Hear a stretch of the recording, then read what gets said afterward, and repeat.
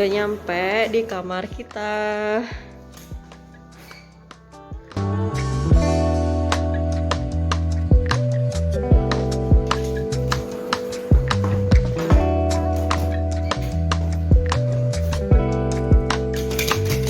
Oke, jadi room tournya kita mulai. Pertama di sebelah sini, ini ada bathtub, ada toilet, wastafel, shower.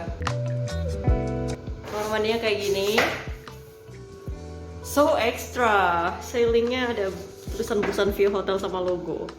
Terus di sebelah sini, ini kamarnya. Kasurnya. Oke, itu AC. Nah, sini baru apa? Snack bar buat teh kopi, hair dryer, komputer. Karena dia bilangnya business hotel sih, jadi sediain komputer juga. Terus ini meja kecil bisa buat makan sih.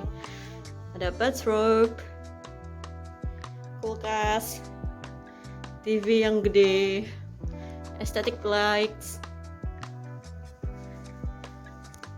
aesthetic walls.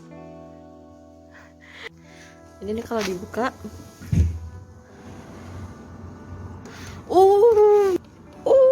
view-nya, it's really ocean view with bridge. Jadi keseluruhan kamarnya kayak gini.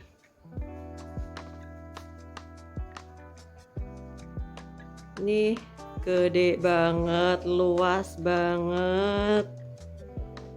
Yuhu.